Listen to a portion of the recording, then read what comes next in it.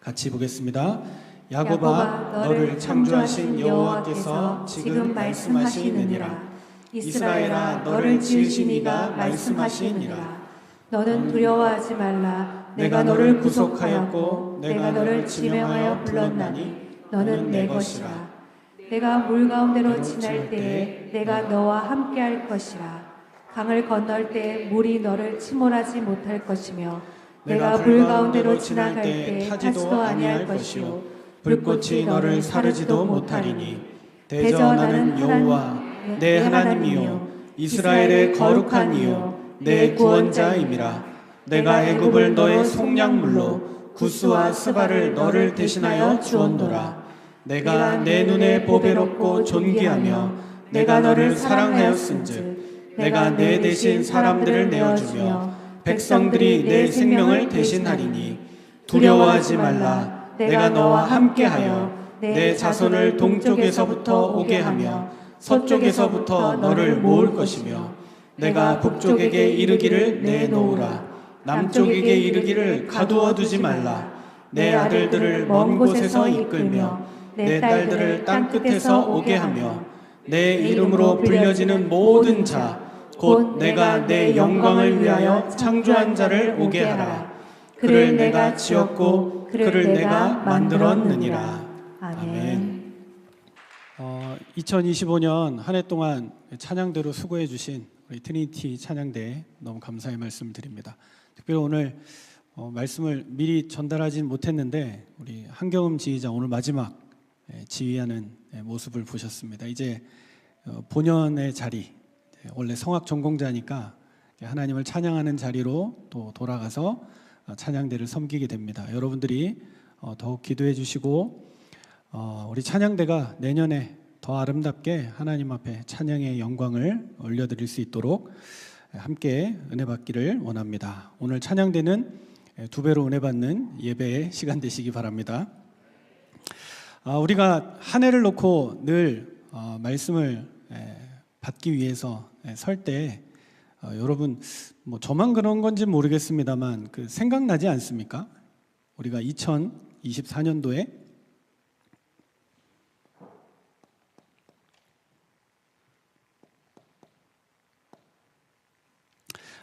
아가서 말씀을 우리가 받았는데요. 2장 10절에서 17절. 나의 사랑하는 자, 나의 어여쁜 자야, 일어나서 함께 가자. 비도 그쳤고 겨울도 지나고 이제 꽃이 피고 우리에게 아름답게 동행할 수 있는 그 시간이 찾아왔으니 새가 노래하고, 그러니 우리는 이제 하나님의 은혜 안에서 일어나서 함께 나가자. 나의 사랑, 나의 어여쁜 자야, 일어나서 함께 가자. 우리 24년도에 받았던 말씀이죠.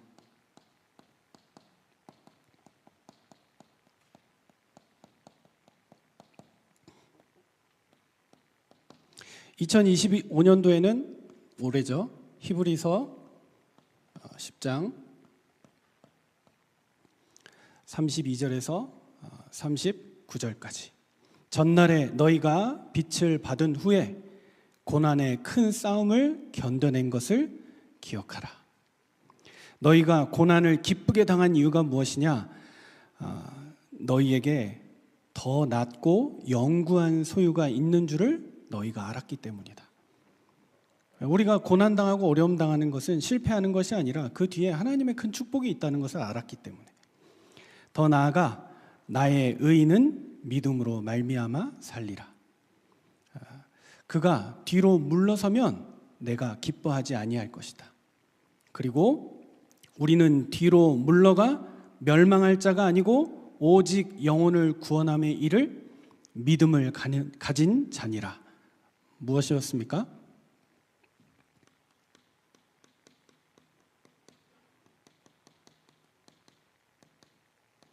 (2025년은) 믿음으로 살리라. 우리가 이 말씀을 한 해 동안 붙잡고 오늘 이 시간표까지 왔습니다. 드디어 2026년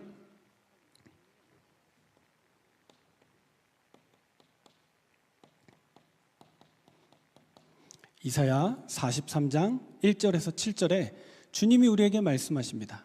야곱아, 너를 창조하신 이가 이렇게 말씀하시니라. 이스라엘아, 너를 지으신 그분이 말씀하고 계신다. 너는 두려워하지 말라. 내가 너를 구속하였고 너를 지명하여 불렀나니 너는 내 것이라.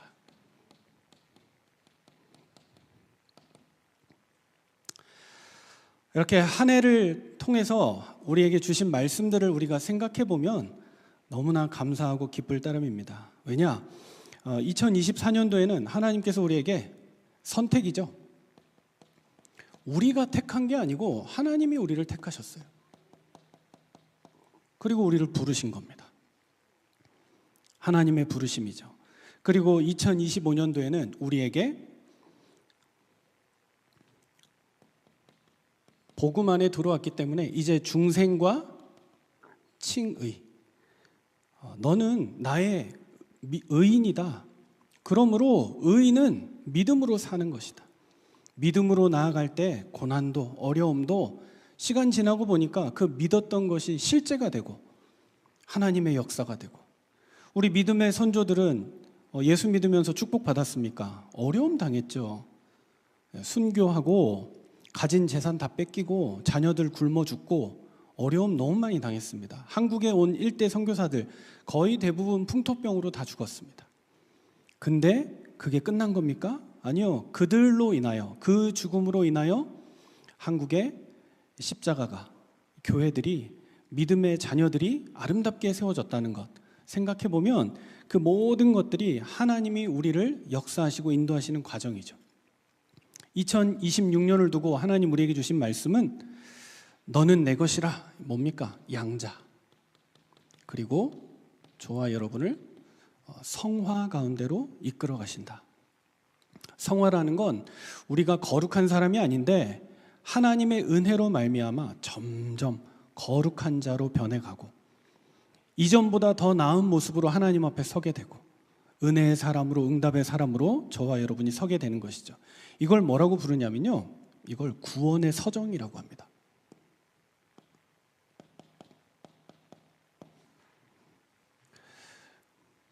처음부터 알고 이렇게 설교했습니까? 그러지는 않았습니다. 근데 올해 붙잡을 말씀을 놓고 기도하다 보니까 어쩌면 우리가 이렇게 붙잡은 하나님의 말씀이 정확하게 우리를 선택하여 부르시고 우리를 믿음의 과정으로 넣으셔서 어렵고 힘든, 올해가 특히 그랬잖아요. 처음에 교회에 어려움이 와서 문제를 시작할 때 쉽지 않겠다 생각하고 기도하면서 싸웠는데 한 해 한 해가 그런 시간들이었습니다. 근데 이제야말로 진짜로 겨울도 지나고 비도 그쳤고 이제 꽃이 피는 시간이 찾아왔고 교회에 하나님의 영광만, 하나님의 은혜만 넘쳐나는 시간표로 우리가 부름을 받았고요. 의인은 믿음으로 말미암아 살리라. 그래, 이제는 다른 거 우리가 쳐다보지 말고 계산할 이유도 없고 하나님 바라보고 믿음으로만 살면 되겠다. 이유는 주님이 우리를 택하여 부르셨는데 너는 내 것이라. 그렇게 말씀하시면서 두려워하지 말아라.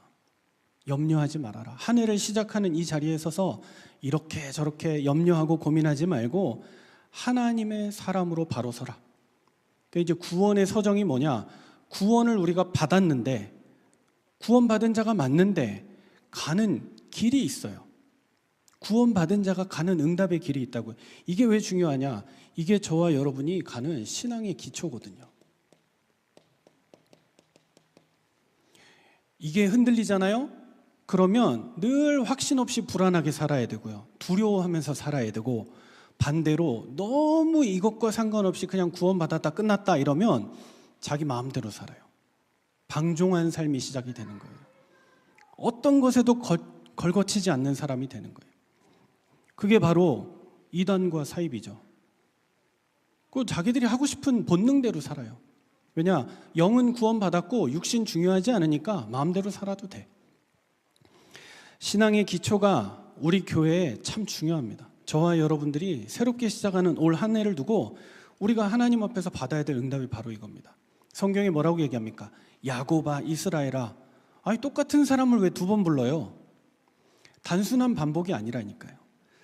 그 야곱 같은 또 이스라엘 같은 그 존재를 부르시면서 주님은 정확하게 말씀하세요. 야곱은 내가 축복 안 하는 사람이고 이스라엘만 내가 택한 자야. 이렇게 말씀하시는 게 어찌 보면 정확합니다. 근데 야곱아 이스라엘아 두려워하지 말아라. 너는 내 것이다. 이게 하나님의 말씀이거든요. 우리 교회가 2026년이 어떤 시간입니까?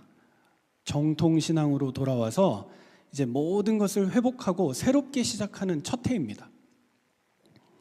그렇기 때문에 우리 교회에 너무 중요한 시간표고 신앙의 기초가 저와 여러분들에게 새로워지는 그 은혜의 시간표 될 줄로 믿습니다. 그래서 이게 성경 역사와 어떤 구원의 하나님의 시간표와 또 성경에 나오는 구속사와 여러 가지를 봤을 때 가장 중요한 핵심이 되는 말씀이거든요. 그리고 신앙의 제일 중요한 부분이 뭐예요? 결론도 아니고 사실은 기초예요. 시작이 바르게 되면 결론이 나게 돼 있어요. 당연히 그 열매가 나게 돼 있고요.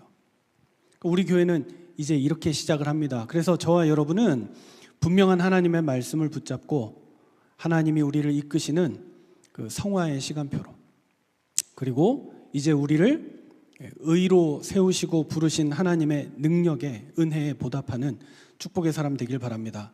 그래서 사람들이 그렇게 얘기하더라고요. 우리 교회가 다 좋아졌는데 벽이 느껴진다고. 그래서 그런가?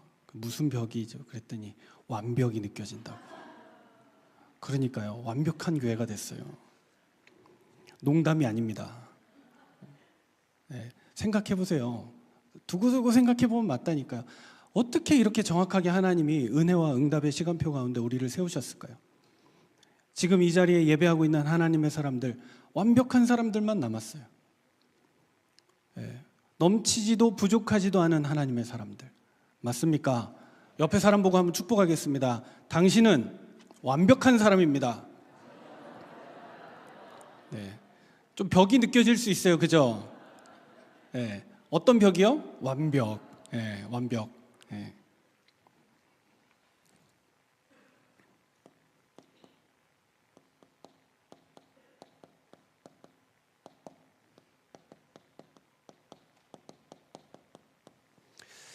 아, 2026년을 두고 주님이 우리에게 말씀하셔서 이제 시작합니다. 너는 내 것이라.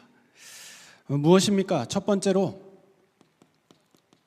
야곱아 이스라엘아 하면서 주님이 성경에 구약에 뭐 뛰어난 인물, 좋은 사람 다 많은데 딱 한 명을 들어서 야곱아 이스라엘아 하면서 그 이름을 부르시는 거예요. 야곱이 어떤 사람입니까, 여러분? 야곱은요, 인물 중에서 제일 못난 인물. 왜냐? 이사야 41장 14절에 보면 야곱을 예전에 개역 한글 성경은 뭐라고 표현했냐? 지렁이라고 얘기했고요. 지금 성경은 뭐라고 돼 있냐면 버러지라고 돼 있어요. 아니, 사람한테 지렁이도 비참한데 또 버러지라고 왜 그렇게 불렀을까요? 이 사람의 야곱이라는 출생과 존재 자체가 그랬던 사람이에요. 야곱이 누굽니까? 이름이 야곱이라는 말은 발꿈치를 잡은 자.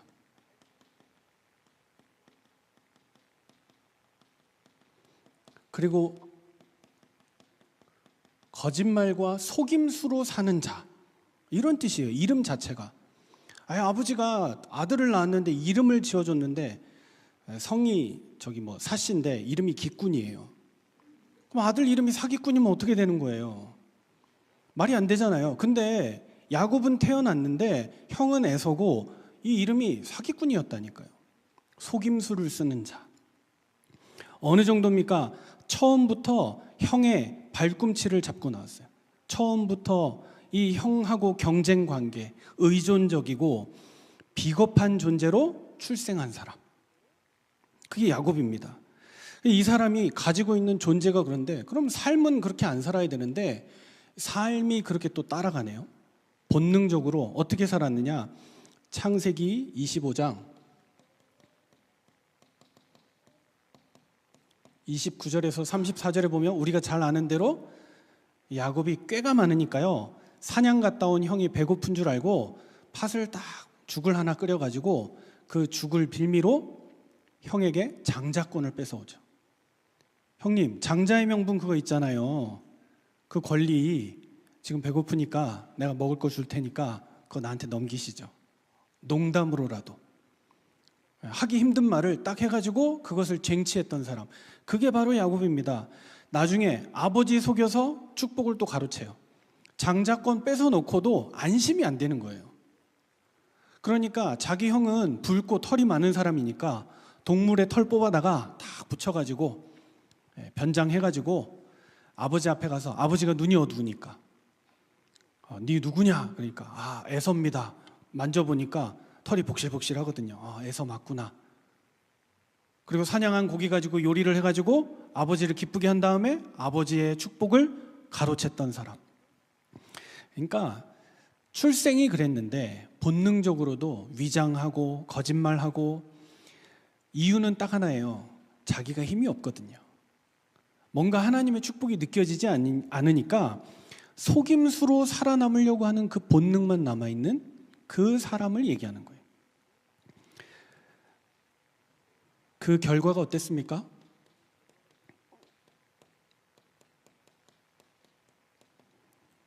잘 돼야 될 텐데 일단은 도망자가 되었습니다. 도망자가 된 중에도 가장 비참했던 게 뭐냐? 혼자 돼버렸어요. 그래가지고 서 있는데 도망가던 중에 형님이 무서워서 아버지 속인 죄가 크니까 도망가다가 눈을 떠보니까 뭐 때문에 이렇게 해왔지? 너무 허무한 거죠. 왜냐? 집도 없지, 친구도 없지, 가까이 하는 사람도 없지, 어디로 가야 될지도 모르겠지. 그 상황에 딱 붙잡을 수 있는 게 딱 하나밖에 없었어요. 돌베개. 이건 의지할 수 있는 것도 아니잖아요. 그게 야곱의 현실이었어요. 가지려고 노력하고 열심도 내보고 방법도 써보고 다 했는데 딱 제정신 돼서 보면 아무것도 없는 거예요. 돌베개라고 있는데 그게 의지할 게 됩니까? 근데 하나님이 그 인생에게 중요한 환상을 보여주시는데 사닥다리가 하늘에서 땅으로 연결되었고 거기에 천사들이 왔다 갔다 하는 모습을 보면서 야곱이 하나님 앞에 기도를 하죠. 그때 하나님이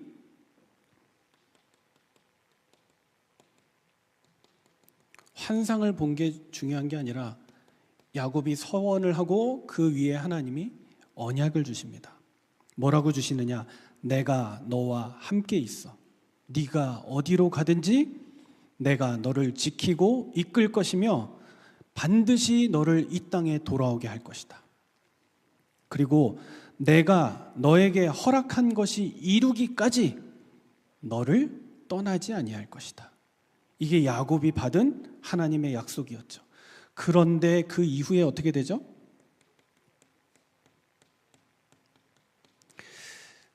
참 재밌는 게요. 자기가 속이는 자인데 더 속이는 사람을 만나서 속임을 당하는 자가 됩니다. 그게 누굽니까? 간 데가 라반의 집이잖아요. 라반의 집에 가서 어떤 일을 합니까? 여자 하나 사랑에 빠져가지고 쟁취하려고 14년 노동을 하고 심지어 품삯이 있는데 그 품삯을 10번이나 변경을 하고 아니 이만큼 줬다가 또 월급 줄였다가 또 조금 올려줬다가 또 내렸다가 이런 일을 10번이나 반복하고요. 야곱이 깨달았어요. 내가 진짜 비참하게 살았구나. 외삼촌 만나보니까 내가 사는 방식이 한심했구나. 몸소 자기가 자기의 삶의 방식이 비참함을 깨닫고 그럼에도 불구하고 하나님의 응답을 받고 이제 결판을 내야 되는 마지막 싸움 가운데로 들어가죠. 그게 바로 형 에서를 다시 만나러 가는 장면이잖아요. 이때에도 어떤 일이 벌어졌습니까? 야곱이 아직도 자기 안에 남아있는 습성이 있어서 여러 가지 핑곗거리 그리고 염려하고 두려워하는 마음 거기에 걸리려고 하는데 에서와의 재회를 앞두고 가족, 재산 먼저 다 보내고 딱 홀로 남게 됐어요.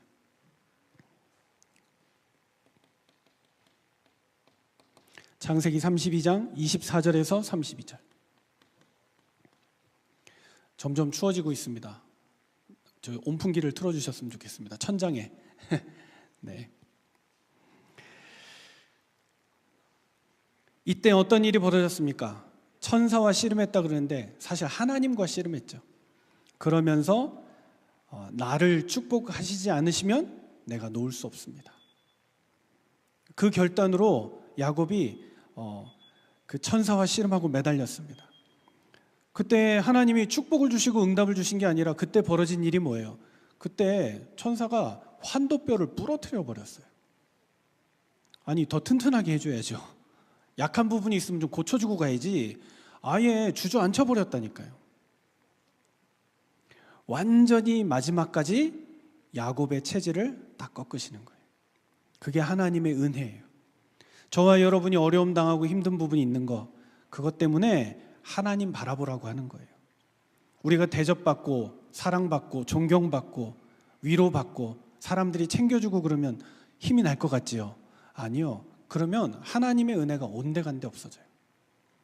목회자들이요, 가난해서 기도하는 게 아니라 그게 훈련이에요. 하나님 바라보라는 훈련이죠. 기도하라는 훈련이고. 근데 그 훈련을 잊어버리니까 물질의 풍요 속에 빠져서 하나님이 온데간데 없죠. 야곱이 마지막 싸움 가운데 얻은 게 뭔지 아세요?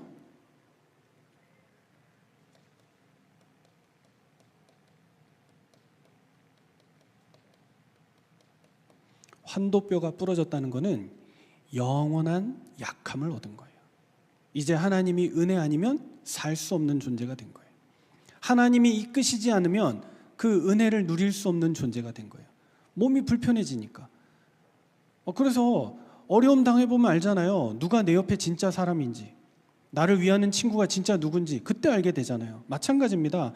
근데 참 신기한 거는요, 우리가 창세기를 통해서 쭉 봤지만 야곱을 통해서 기억나는 마지막 장면이 너무 재밌는 게 뭐냐, 바로 왕을 찾아갔을 때, 만났을 때, 요셉을 통해서 만났을 때 마지막에 가서 축복하잖아요. 두 손 들어서 바로를 축복기도 하잖아요. 근데 이 장면으로 보면 뭐예요? 지렁이가 왕을 축복하고 있는 거예요. 이해되세요? 지렁이가 저 인간 중에 가장 존엄하다고 하는 한 나라의 통치자를 축복하고 있다니까요. 이게 바로 영적인 축복이에요. 저와 여러분은 어느 정도냐? 자꾸 강해서 개천에서 용이 돼야 된다 생각하거든요. 세상의 논리는 맞아요. 그런데 우리는 아무리 용 된들 하나님 앞에서는 지렁이, 버러지. 왜냐? 하나님의 은혜 아니면 절대 안 되는. 그 애들 과자 중에 그거 있잖아요. 꿈틀이. 똑같은 다 꿈틀이에요.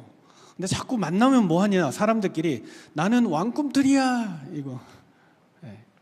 하나밖에 없는데 우리 인생의 왕은 한 분밖에 안 계시는데 자꾸 나는 왕이야. 그거 버리라는 거예요, 하나님이. 지렁이 인간이 아니라 그런 인간도 포기하지 않으시는 하나님의 이야기. 야곱이 아니라 야곱의 뒤에 끝까지 야곱을 포기하지 않으시는 하나님의 역사. 우리가 기억해야 되는 건 그거예요. 그 야곱을 축복하셔서 언약의 사람으로, 이 사람을 축복의 통로로 주님이 사용하시니까 바로왕 앞에 가서 자기의 존재를 망각하고 하나님 앞에 축복의 통로로 가서 축복하면서 기도한 것이죠. 오늘 이사야 43장에 부릅니다. 야곱아, 너를 창조하신 여호와께서 지금 말씀하신다. 이스라엘아, 너를 지으신 이가 지금 말씀하신다. 이스라엘 백성, 바벨론에 포로되어 있는 이스라엘 백성에게 하시는 말씀인데, 이 이야기는 이스라엘 백성들이 다 알고 있는 얘기예요.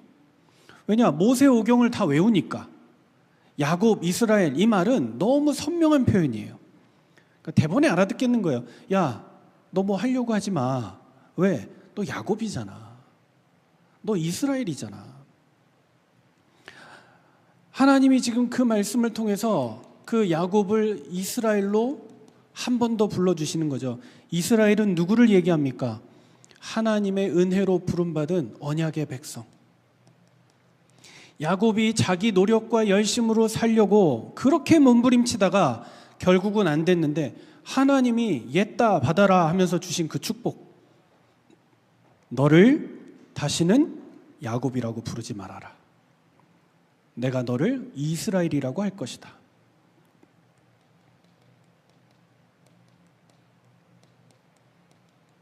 사명자의 이름을 주셨죠. 한 민족의 이름을 하나님이 허락하셨습니다. 하나님이 주신 새로운 정체성이죠.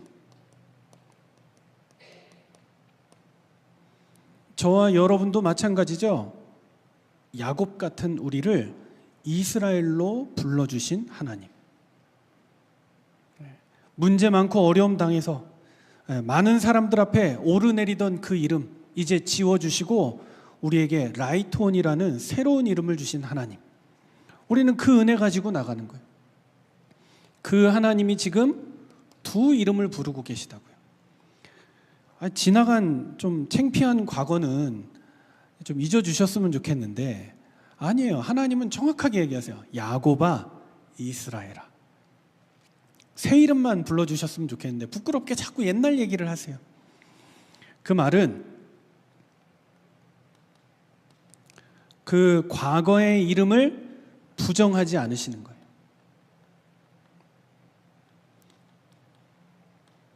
미래의 이름을 두고 그 이름에 대해서도 다른 반응이 없으세요? 취소하지도 않으세요. 그 말은 무슨 말이에요? 야곱 같은 그 모습 그대로, 이스라엘 된 그 모습 그대로, 우리 하나님은 우리 교회의 연약한 모습 그대로, 저와 여러분들의 그 상태 그대로 지렁이를 독수리로 바꿔주지 않으시고 지렁이 같은 버러지 같은 그 야곱을 부르시고 그 하나님께서 은혜 안에 머물게 하신다. 그래서 이것은 이사야 속에 있는 이스라엘의 현실을 말하는 거예요. 이사야의 배경이 무엇입니까? 바벨론의 포로로 끌려간 이스라엘 백성. 한 몇 년 하다가 풀려나면 할만한데 장장 80년이라는 시간. 긴 세월. 어떤 사람은 그 세월 안에 포로에 태어나고 포로 안에서 죽었어요. 해방되는 것도 못 보고. 그랬던 그 인생을 하나님은 야곱과 같은 현실에 빠져있는 이스라엘을 지금 부르셔서 그들을 이스라엘로 불러주시고 내가 너를 포기하지 아니한다라고 말씀하시는 거예요. 우리 자신도 그렇고 우리 자녀들도 그렇고 우리의 산업도 마찬가지입니다. 우리는 자꾸 그 현재의 모습으로만 우리를 보잖아요. 지금 나는 힘이 없고 연약하고 답답하고 할 수 있는 것도 많이 없고 나는 나이가 많고 나는 가진 게 없고 이런 현실로 우리를 자꾸 보잖아요. 근데 하나님은 이스라엘의 축복으로 우리를 부르셨어요. 우리는 야곱 같은 면만 봐요. 그런데 하나님은 저와 여러분을 야곱아 이스라엘아, 내가 너를 이스라엘로 바꿔갈 것이야. 그 모습을 가지고 부르셨어요. 그러면서 말씀하십니다. 두려워하지 말라. 야곱도 이스라엘도 내 것이다.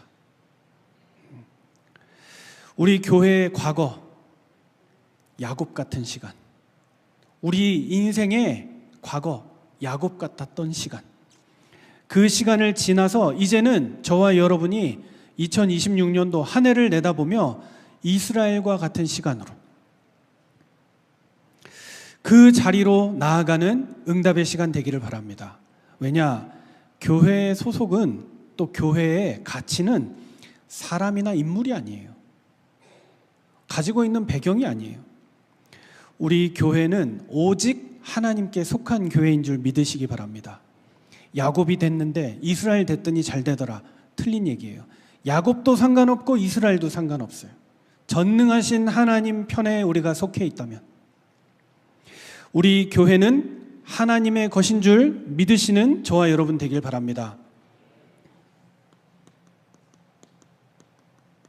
그걸 은혜라고 합니다. 2절에 한번 보시죠. 내가 물 가운데로 지날 때에 내가 너와 함께 할 것이라. 강을 건널 때에 물이 너를 침몰하지 못할 것이며 내가 불 가운데로 지날 때에 타지도 아니할 것이고 불꽃이 너를 사르지도 못할 것이다.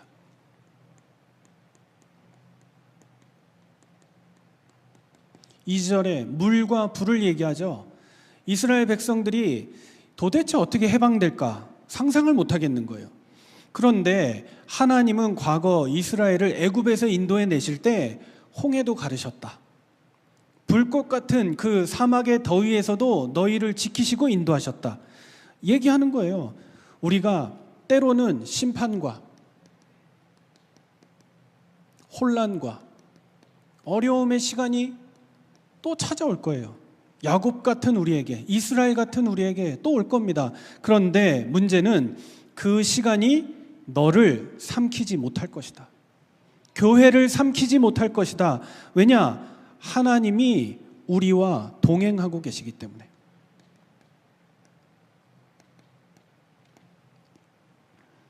이스라엘 백성이 왜 홍해를 건넜습니까? 기적이 일어나서요? 아니요. 하나님이 그들 앞서 행하시고 그들의 뒤를 지키셨기 때문에.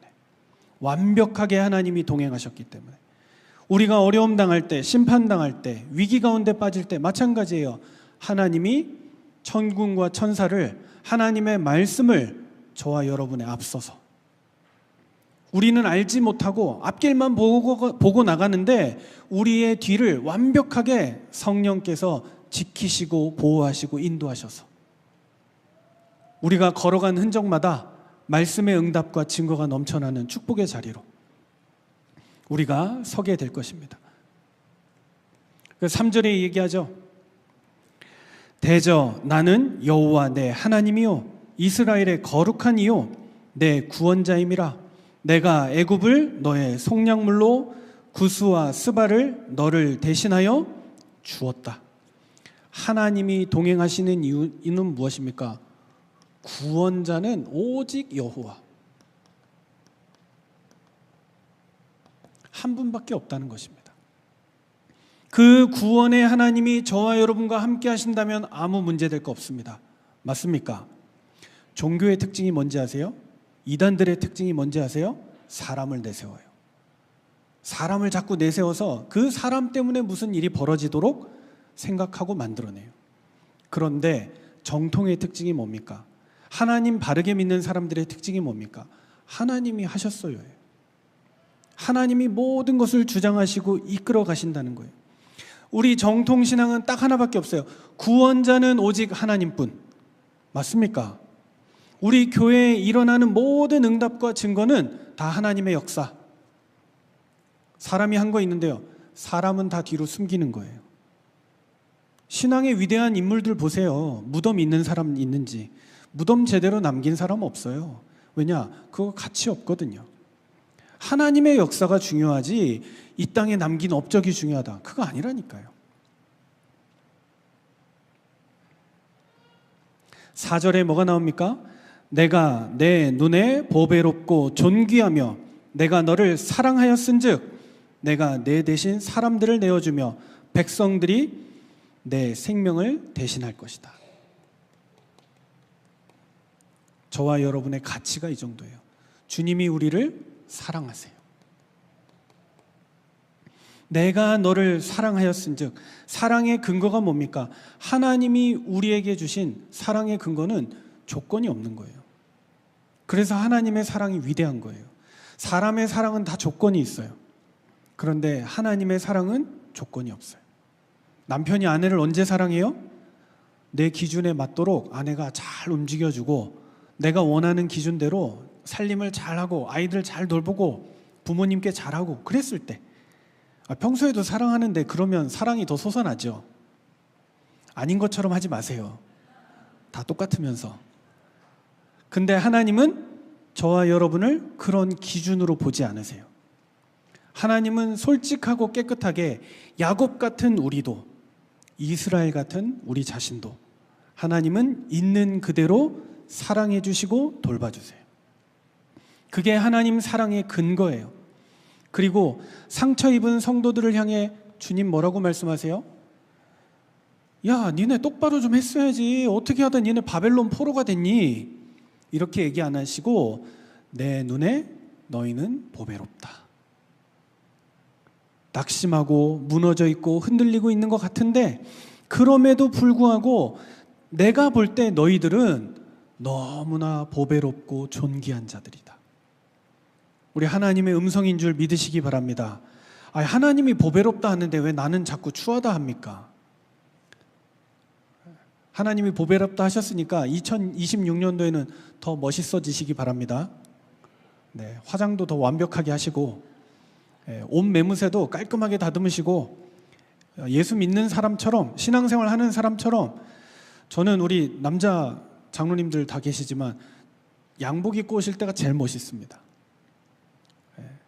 멋지게 양복 딱 차려입고 예배하러 나오는 모습 별거 아닌 것 같은데 우리 애들이 보고 알아요. 아이들도 주일날 예배 올 때 가장 깔끔하고 깨끗한 모습으로 하나님 앞에 예배하러 올 수 있도록. 왜냐? 주님이 우리를 보실 때 상처 입은 성도들을 보실 때도 똑같이 말씀하세요. 내 눈에 너희는 너무나 보배로운 자들이다. 그래서 5절에 나옵니다. 두려워하지 말라. 내가 너와 함께하여 내 자손을 동쪽에서부터 오게 하고 서쪽에서부터 모을 것이다.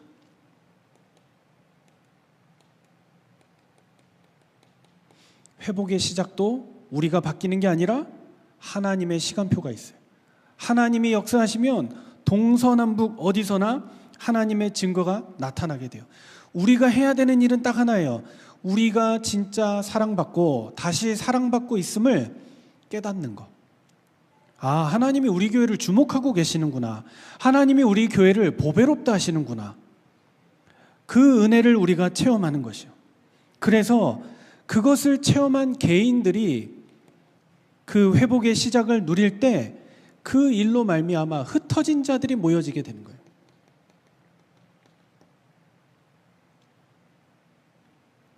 그래서 이 회복은 저와 여러분으로 끝나지 않습니다. 우리가 잘 살고 우리가 편안해지고 우리가 응답받아야 끝나는 게 아니라 이 회복은 우리를 통하여 다음 세대로, 이번 주 강단에 우리가 받은 말씀과 같이 우리 자녀에게로, 우리가 아름답게 지키고 믿음으로 일궈온 그 교회, 그 신앙이 우리 후대들에게 그대로 응답으로 축복으로 전달되게 돼 있습니다. 이 은혜를 회복하는 저와 여러분 되기를 바랍니다. 왜냐? 하나님은 한 번도 성경에 자격으로 사람을 부르신 적이 없어요. 어떤 기준으로 사람을 부르신 적이 없어요. 하나님은 저와 여러분을 부르실 때 은혜로 부르세요. 고린도전서 15장 10절에 얘기하는 것처럼 바울도 얘기했어요. 나된 것은 하나님의 은혜다. 내가 모든 사도들보다 더 많이 수고한 그것도 나의 공로가 아니라 오직 나와 함께 하신 하나님의 은혜로다. 저와 여러분이 이 은혜를 누리게 되기를 바랍니다. 내가 한 해 응답 많이 받고 헌신도 많이 하고 사역도 많이 했다. 그런데 이것이 다 내 공로와 내 힘이 아닌 전적인 하나님의 은혜. 그 은혜를 누리는 것이 바로 사역의 출발점입니다. 그래서 은혜로 사역해야 되지 은혜 말고 다른 걸로 하게 되면 결국 무너지게 돼 있어요. 2026년은 저와 여러분이 이제 힘있게 교회 내부와 교회에 진행되는 모든 것들이 완벽하게 정리됐으니까 이제는 우리는 회복의 사역을 시작하면 돼요. 이제는 은혜와 믿음을 넘어서 주님이 우리를 너는 내 것이다, 조금도 두려워하지 말고 염려하지 말아라 말씀하고 계시기 때문에 이제 사역을 시작하는 겁니다. 그러면 이런 관점이 있어요. 교회의 모든 사람이 다 사역자가 되면 좋겠죠. 가능해요? 불가능해요. 불가능해요. 각자의 사역이 다르고 생각이 다르기 때문에 다 그럴 수 없어요.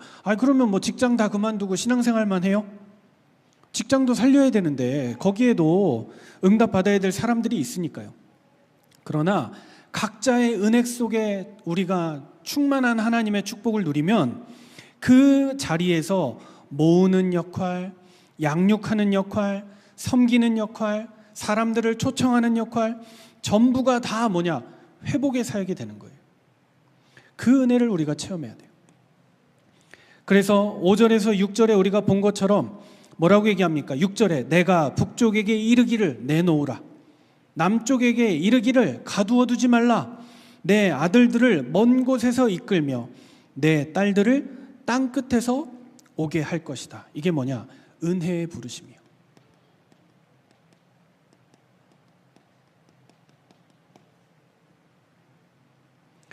동서남북을 향해 하나님이 초청하시는 거예요. 누가 올지는 몰라요. 그러나 분명해요. 하나님의 은혜의 부르심을 받은 자들이 이 자리에 모여든 거예요. 내 힘으로 내 생각으로 결정한 게 아니에요. 하나님의 은혜 속에서 저와 여러분이 나왔습니다. 주님이 뭐라고 말씀하세요? 정죄 가운데 부르신 게 아니라 내 아들, 내 딸이라고 말씀하시잖아요. 그래서 이게 양자의 축복이에요. 분명히 우리 라이트온 교회는 하나님의 아들들과 딸들이 모여서 정죄가 아니라 그 초청 가운데 상처 입은 자들을 다시 부르는 교회가 되어질 줄로 믿습니다.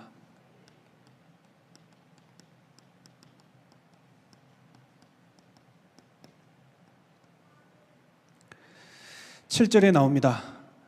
내 이름으로 불려지는 모든 자, 내가 내 영광을 위하여 창조한 자를 오게 하라. 그를 내가 지었고 그를 내가 만들었느니라.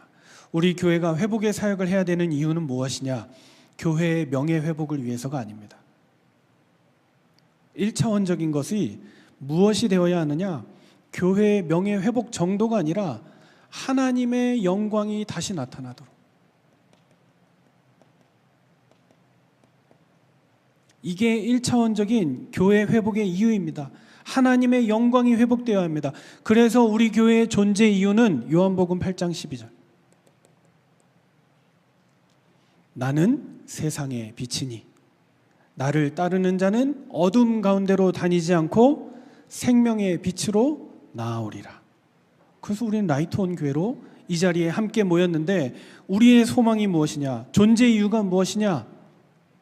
하나님의 영광을 나타내는 것, 그 빛을 증거하는 것, 우리에게 맡겨진 그 일을 통하여서 헌신하고 예배하고 전도하고 선교하는 이유도 딱 하나예요. 하나님의 영광을 위하여서. 다른 동기 없어요. 목적 없어요. 그래서 우리가 이 사명을 맡을 때, 할 때 하나님을 바라보면 다 소명이 되는 것이고요. 하나님 안 바라보고 사람 쳐다보면 다 부담되는 일이에요. 2026년도 마찬가지입니다. 우리가 하나님 바라보고 나아갈 때, 이 일 때문에 나를 부르셨구나. 이 은혜가 체험되어지는 것이고, 이 은혜가 사라지면 나한테 시키는 게 너무 많다. 나는 맡은 일이 너무 많아. 또 잘하고 싶은데 잘 되는 일이 없어. 라고 속게 되는 것이죠. 우리의 사역의 출발점 마찬가지입니다. 아까 말씀드린 하나님의 은혜, 나의 나된 것은 하나님의 은혜다. 이거는 도착점이 아니라 출발점이에요. 이 은혜로 말미암아 시작하는 것이고 우리의 도착점은 오직 하나님께 영광. 이 일을 위하여 나를 부르시고 세우셨다. 우리가 이 축복을 누리는 겁니다. 그래서 우리에게 말씀하시기를 내 이름으로 불려지는 자,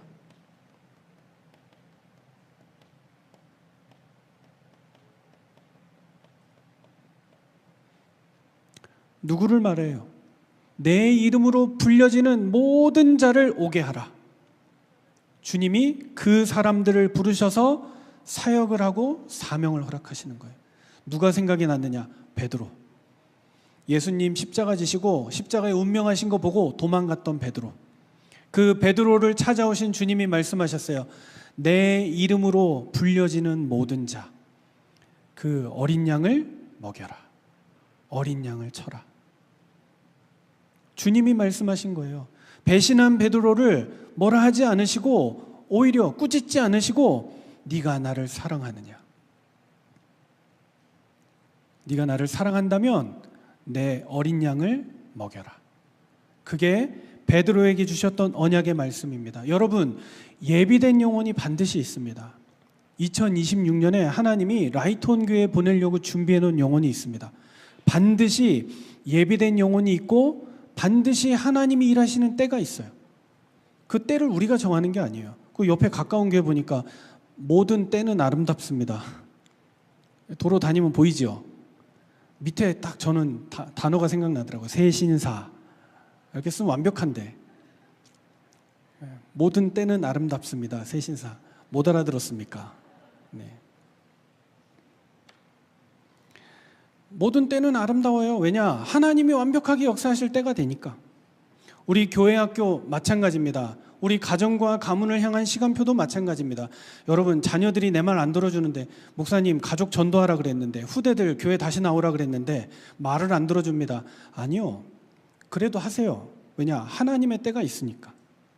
사도행전 16장 31절, 주 예수를 믿으라. 그리하면 너와 내 집이 구원을 얻으리라. 하나님의 때가 있어요. 목사님, 우리 교회는 전도 안 돼요.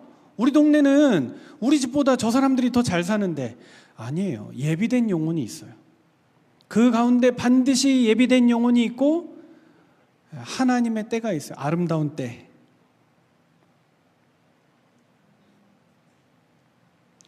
가정과 배경과 환경 속에 있는 실패에 대한 어려움들, 그것도 다 뭐냐? 하나님이 우리를 부르심으로 인도하는 통로의 과정이에요.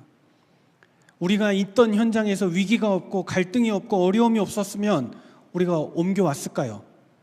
새로운 시작을 감히 꿈꿔볼 수 있었을까요? 그 일 때문에 우리는 더 하나님께로 나아가고 더 하나님 바라보고 하나님이 인도하시는 축복과 은혜를 우리가 사모하고 이 자리에 나온 거죠.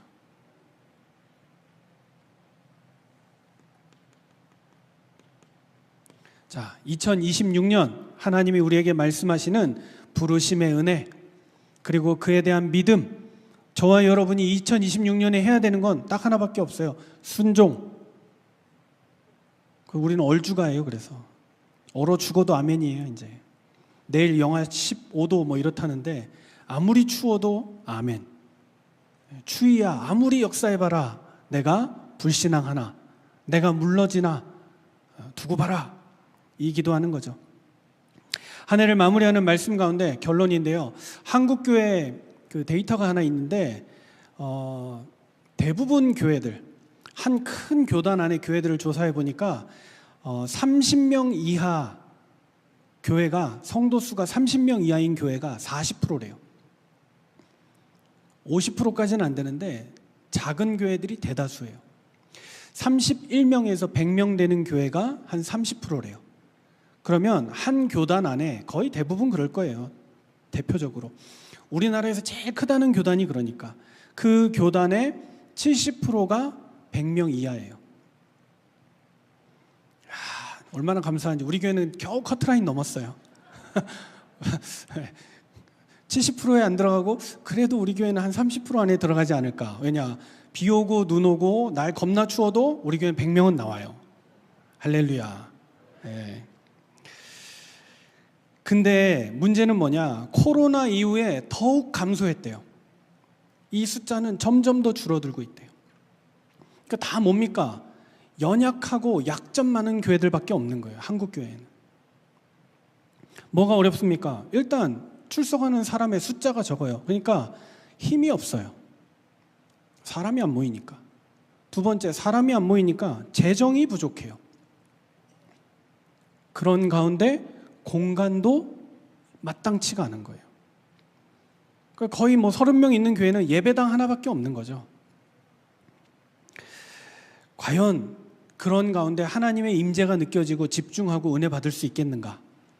우리 교회도 현실을 생각해 보면 그래, 우리 교회도 뭐 자칫 조금 눈 깜짝해버리면 요 데이터 안에 들어가겠는데 3대 7인데 우리가 3인지 7인지 왔다 갔다 하고 있는데 뭐가 하나님의 계획일까? 그래서 2026년에 저와 여러분이 붙잡아야 될 결론이 강소교회입니다. 뭐냐? 우리 교회는 대형 교회가 아니에요. 메가 처치라고 얘기하죠. 커피도 메가 커피가 있던데 네, 커피집도 저가로 공략해가지고 점포 수십 개만, 수백 개, 수천 개 만들어가지고 공략하고 있는, 처음에는 힘 있는 단체로 시작하지 않고 작은 점포로 시작하고 커피값 낮춰가지고 저렴하게. 근데 마케팅은 엄청 돈 많이 들여서 하더라고요. 싸구려 커피 팔면서 우리나라에서 제일 인기 좋은 손흥민 모델로 써가지고 커피 팔더라고요. 그래서 2026년 우리 교회는 어디로 가느냐? 저희 교회는 강소교회로 갑니다. 우리는 대형교회 아니에요. 중형교회라는 이미지도 아직 우리 교회는 안 맞아요. 우리 교회는 작은 교회지만 강한 교회. 예전에 말씀드렸죠? 밝아야지요, 여러분. 교회가 밝아야지요. 어두움 가운데 살던 사람들이 교회 왔을 때 밝아야지요. 아, 여기가 빛이구나. 아, 저기가 어둠이었구나. 이게 보여야지요. 교회가 따뜻해야지요. 하나님의 은혜가 느껴져야죠. 그래서 이 동네 교회 한번 분석해 보세요. 야고바 이스라엘이라 그랬는데 지금 현재를 봤을 때 이 동네의 가장 큰 교회, 생각나는 교회 있죠? 두 번째로 큰 교회 있죠? 지나만 가도 의리의리 하잖아요. 주일날 이럴 때 차들이 줄을 설 거 아닙니까? 근데 특징이 뭔지 아세요? 나이 많은 교회들.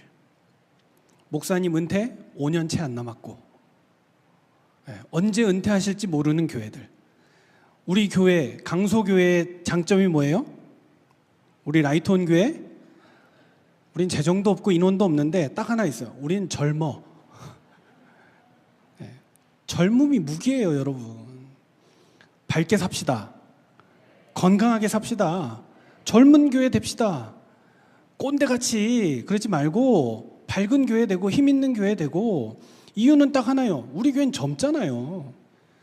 실패할 수도 있어요. 넘어질 수도 있고. 근데 젊다는 게 뭐예요? 일어날 수 있는 힘이 있고 다시 도전할 수 있는 힘이 있고 밥만 먹으면 뛰어갈 수 있는 힘도 있어요. 이미 다 만들어진 교회들 5년 뒤에 정년, 목사님 정년이라 은퇴해야 돼요. 어쩔 수 없어요. 이 지역에 있는 교회들 다 그런 상황 가운데 있어요. 다른 거 없어요. 백도 없고 배경도 없는데 하나님, 우리 교회는 하나님 백 그거 하나랑 두 번째 젊은 거 말고는 없어요. 마음에 안 드세요?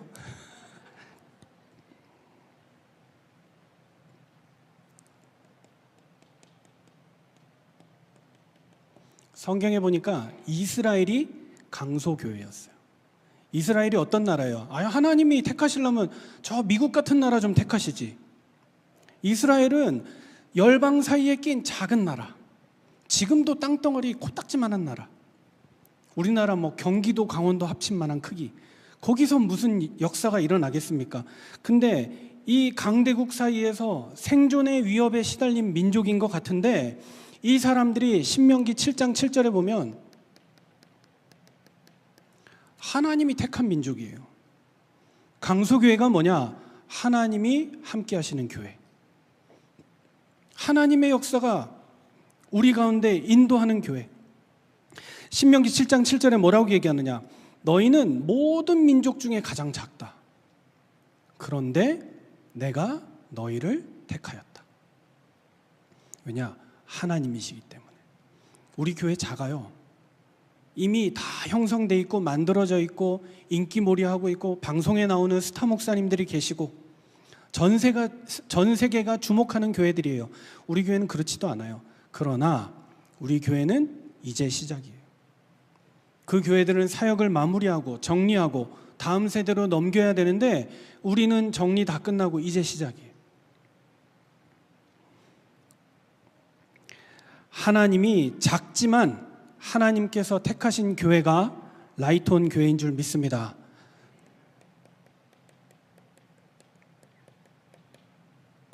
누가 강소교회였습니까? 예루살렘 교회에 있었는데 하나님은 초대교회를 선택하셨어요.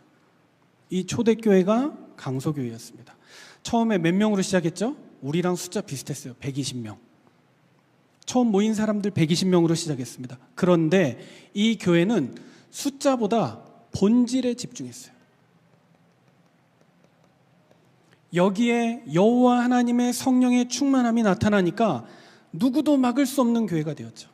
그래서 사도행전 20장 2장 40절에서 47절에 보면 날마다 마음을 같이하여, 우리 라이트온 교회는 강소교회잖아요.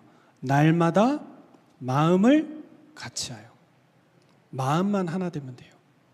하나님의 약속 앞에, 예배 앞에, 헌신 앞에 마음만 하나 되면 돼요.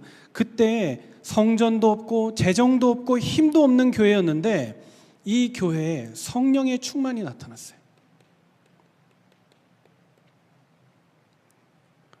우리 라이트온 교회가 무엇으로 충만해지느냐? 마음만 같이 하면 하나님의 성령으로 충만해져요. 두 번째, 말씀이 충만해졌어요. 그들이 사도의 가르침을 받아 떡을 떼고 서로 교제하기를 힘쓰니라. 그리고 이 교회는 은혜가 충만했어요. 은혜가 충만하고 나니까 사람들이 뭐 하느냐? 서로 자기 가진 걸 꺼내서 섬기기 시작하는 거예요. 모든 물건을 서로 통용했다 그랬죠. 주고 받고 나눌 수 있는 교회가 어떤 교회냐? 헌신을 하고 배우고 이게 아니라 하나님의 은혜를 받으면 내 것을 풀어서 교회 앞에, 성도들 앞에 내어놓을 수 있는 교회로 저와 여러분이 쓰임받게 되는 겁니다. 은혜가 충만해지니까 나눠지고 전도가 되어지는 거예요.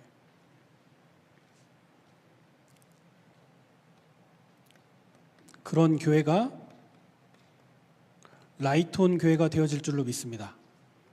2026년도에 우리는 이 은혜를 받고 우리 교회에 사람 많냐? 성도 많냐? 많지 않아요. 많지 않은데 무엇이 있느냐? 하나님이 부르신 사람들이 모였어요.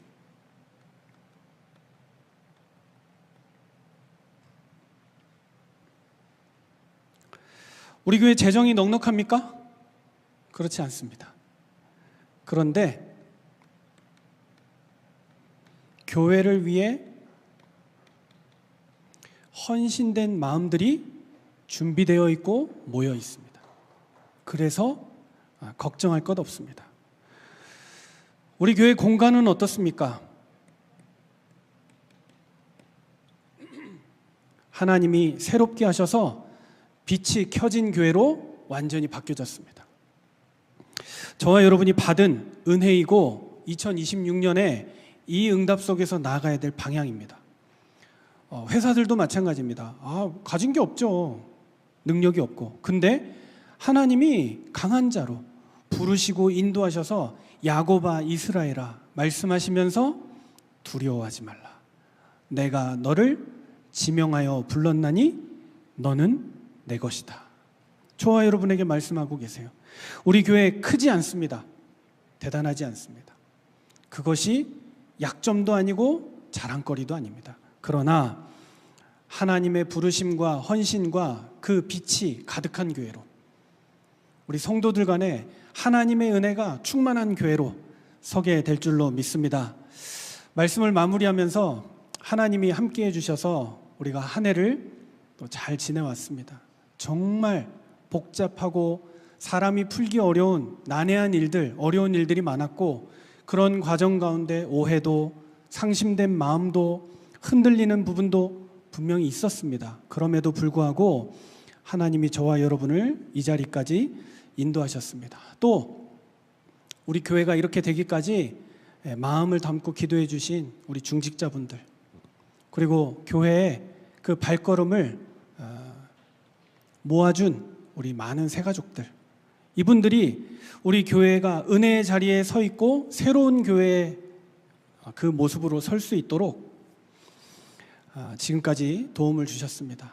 한 해를 지나면서 고백하고 싶은 것은 정말 부족하고 연약한 목회자 한 해 동안 잘 섬겨주시고 또 따라와 주시고 함께 해주신 것 진심으로 감사를 드립니다. 제가 부족하고 연약해서 때로는 어려운 일도 있고 힘든 부분도 있었는데 다 넘어주시고 또 한 해를 마무리하는 시간에 저와 여러분들이 잘 품어서 너그럽게 양해해 주시기를 부탁의 말씀을 드립니다. 그리고 저와 여러분은 내년에 주신 언약의 말씀을 붙잡고 완전히 새롭게 시작합시다. 옆에 사람들에게 한번 우리 축복의 말로 인사하겠습니다. 새롭게 시작합시다. 한 번 더 인사하겠습니다. 함께 갑시다. 우리 같이 동역해준 교역자들, 또 우리 사역자들, 헌신자들 너무나 감사합니다. 이 은혜가 2026년도에 더 강하고 크게 우리와 함께하고 능력으로 나타나게 될 줄로 믿습니다. 그래서 2026년도에는 하나님이 우리에게 부르신 만큼 이 빈자리들이 채워지고, 또 하나님이 우리에게 부으시는 만큼 재정이 넘쳐나고, 또 하나님이 우리를 비추시는 그 은혜대로 우리 교회 안에 빛이 충만한 그 은혜가 넘쳐나게 되기를 주의 이름으로 축복합니다. 기도하겠습니다. 야곱아 이스라엘아, 그를 부르신 하나님, 우리가 많지 않아도 또 우리가 크지 않지만 우리를 너는 내 것이라 불러주신 하나님의 은혜에 감사합니다. 우리를 부르신 주님이 우리와 함께 하셔서 라이트온 교회로 세워주셨으니 주의 은혜로 2025년을 떠나보내고 2026년을 새 말씀과 함께 새롭게 시작합니다. 새해 더욱 하나님의 영광을 위하여 쓰임받도록 주님 인도하여 주옵소서. 한 해의 시작과 끝이 온전히 주님 앞에 드려지는 시간 되도록 주님 인도하여 주옵소서. 감사드리며 그리스도 대신 예수님의 이름으로 기도합니다. 아멘. 하나님, 한 해의 시작과 끝을 주님의 손에 맡겨드리며 믿음으로 헌금을 드립니다. 하나님의 영광이 드러나는 예물이 되게 하시고 강한 성도, 강한 교회로, 라이트온 교회로 서게 하여 주옵소서. 주 예수 그리스도의 은혜와 하나님의 사랑과 성령의 교통하심이 송구 영신 예배를 통하여 한 해의 언약을 붙잡고 현장에 나아가는 모든 하나님의 사람들 머리 위에, 그 가정과 산업과 후대와 지역 위에, 라이트온 교회 위에 이제와 영원토록 함께 있을지어다. 아멘.